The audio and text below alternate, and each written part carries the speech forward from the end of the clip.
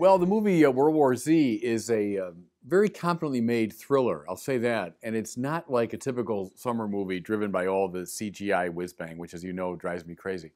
It's a really good thriller. Secondly, it has a very good depiction of a father, which is so rare, I find, in TV and movies today. It's, the Homer Simpson, Peter Griffin model of fatherhood, a sort of incompetent slob. This movie shows a father, played by Brad Pitt, as a very intelligent, very resourceful, dedicated, self-sacrificing person. So I like that about it too. But what I liked the most was it provides a very intriguing template for thinking about sin and salvation. Now, in many ways, it's the typical zombie story. But in this case, the family, Brad Pitt's family, hears about this strange virus breaking out around the world. And then it comes quickly, very close to home. They're in a traffic jam in Philadelphia, and suddenly there's chaos all around them, and they're forced to flee.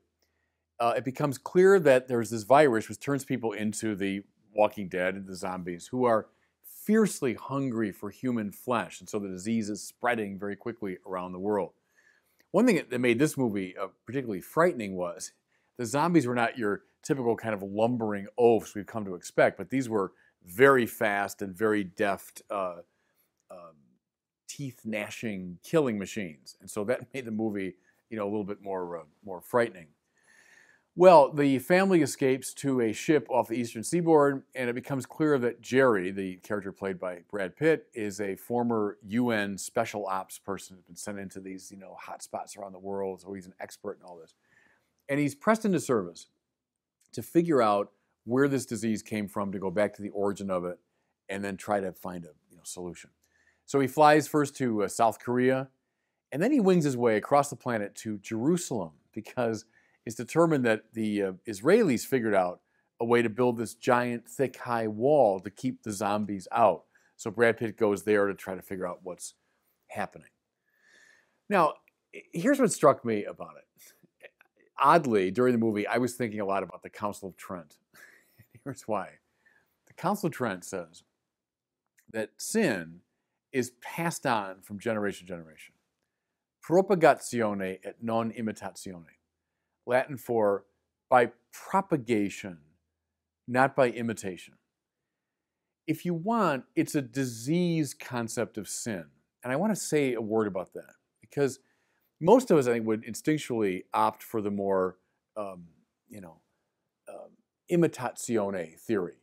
That, I see people doing bad things, I find it attractive for perverse reasons, and so I imitate it. A bit like picking up a bad habit, or picking up a way of speaking from hearing someone else speak, or, oh, look at that behavior, I'll try that, or look at how they're dressed, I'll dress like that. Well, that's imitation. And the, psychodynamics of that are interesting, but that's a relatively superficial dynamic.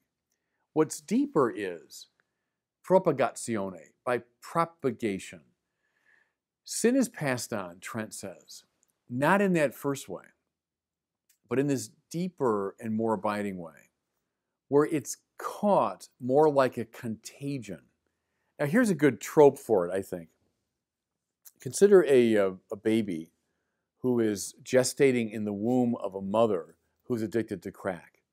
And the baby is born an addict. Is the baby responsible? No, not in some moral sense. The baby didn't choose it. But yet it's in the baby in this very deep, organic way. The baby inherited this contagion, this virus, this problem, like a disease. The official teaching of the Catholic Church is that sin is much more like that than it's something which is simply picked up by habituation or by imitation. More to it, Trent says. Sin, inherited that way, leads to a falling apart of the self. What's meant to be an integrated self, think of mind, body, spirit, emotion, and so on, linked to God and therefore integrated. Through sin, the disease of sin, all of that falls apart. And we become, really, simulacra of what we are supposed to be. Now you see why the zombie is such a good symbol of this. The problem is picked up not by imitation, but by propagation. It's a disease that is caught, which leads to a compromising of the self that's so complete that the person is a simulacrum of a human being. Zombies look and kind of act and move a bit like human beings, but they're really not because they've been so profoundly compromised. So, according to Trent, sin inherited by this process reaches so deeply into us that we fall apart.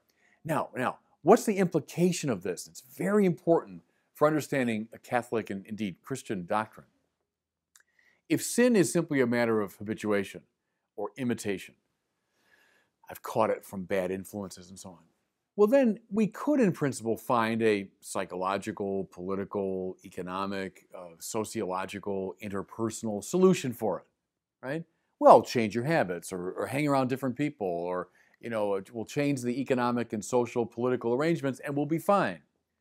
But, says the Catholic Church, and this is deeply based in the Bible, any such attempt will be futile against sin because it's not picked up in that way. Now, one of the most memorable scenes in World War Z is Jerusalem, so all the biblical overtones are there, protected by this giant wall, and they think they're safe until the zombies figure out a way, and they clamber their way up over the wall, and they completely decimate the city. Any of our attempts to deal with the problem are going to be met with that same kind of futility. So, what's the solution? The solution has to be not something of our own contrivance. It has to be an antidote, if you want, that comes radically from outside the problem. It's an antidote to this contagion. Now, I'll cut back just briefly to the movie. I won't bore you with all the details, but Brad Pitt finds this laboratory, and he has to go into an inner section of the laboratory where there are kept these very deadly diseases, because it becomes clear that the zombies don't attack someone who has a deadly virus.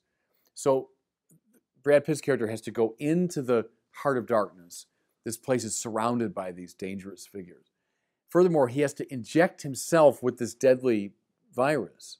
And only then is he safe from the zombies, and therefore able to make from his blood an antidote for the whole world. Okay, now again, quarrel if you want with these details and from a medical standpoint and all that. The point is, this figure doesn't fight the zombies on their own terms, simply by shooting or cutting them or killing them.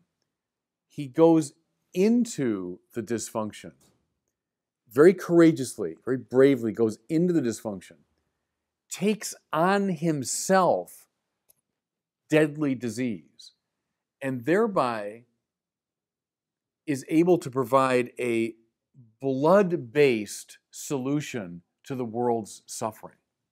Now, you'd have to be pretty opaque, I think, not to see the Christ overtones here. Christ doesn't battle sin on its own terms, the way we try to. We'll just fight our way through it. We'll change the economic and social arrangements. I'll impose my will. Doesn't work.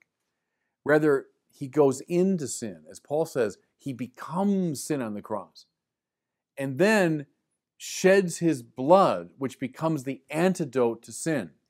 How do you handle sin in a Catholic framework? Not primarily through psychological manipulation, not through economic changes, not through political reform. You solve the problem of sin by drinking the blood of Christ, by consuming his body, by interiorizing, like an antidote, the one who went into the heart of darkness to deal with the contagion of sin, which has turned us into simulacra of who we are supposed to be. You see?